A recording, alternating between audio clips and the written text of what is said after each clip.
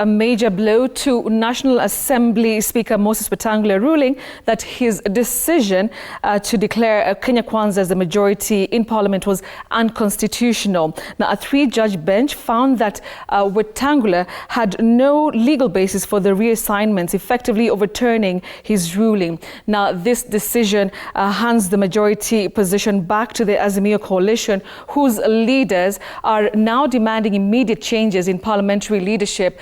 However, Kenya Kwanza maintains that the current leadership should remain unchanged. Our senior political reporter Elizabeth Mutuku has the details.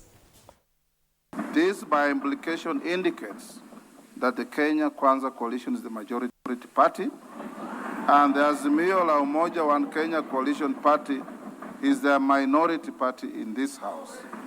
This ruling made by Speaker Moses Wetangula on October 6th, the year 2022, has come back to haunt him today as a three-judge bench of the High Court has declared that Wetangula's decision was unconstitutional, affirming that Azimio is the legitimate majority in the National Assembly. The Honorable Speaker's ruling or determination contained in his communication from the Chair made on 6th October 2022 on the majority and minority in the National Assembly violated Article 108 of the Constitution, and therefore it is null and void. Speaker Wetangula had decreed that Kenya Kwanza had 179 members in the House compared to Azimio la Umoja 157.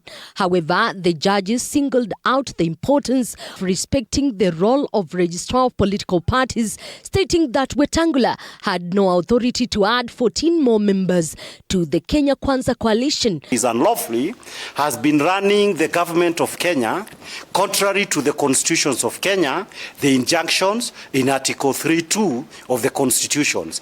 Therefore, once again, Kenyans will have an opportunity to have a National Assembly that has been established.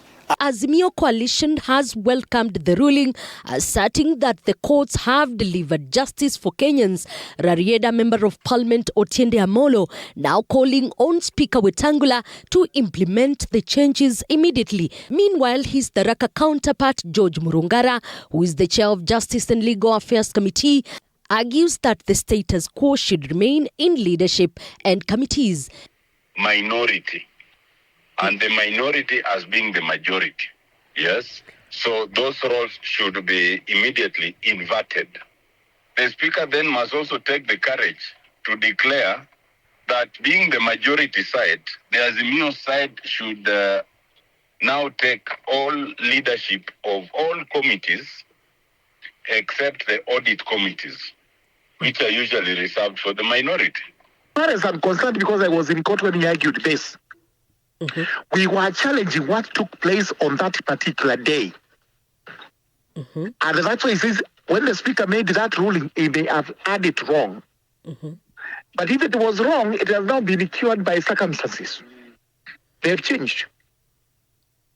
Meanwhile, the court has also ruled that the leader of Ford Kenya, Moses Wetangula, undermines his role as the Speaker of National Assembly. The court pointing out that once Wetangula assumed the position of Speaker, he ceased to be the leader of Ford Kenya. However, Wetangula's legal counsel has stated that there is no cause of alarm as they plan to appeal the ruling. And he has no capacity to perform any other functions as a leader of a political party or a political party organ as long as he is a Speaker of the National Assembly. Elizabeth Mutuku, TV 47, Nairobi.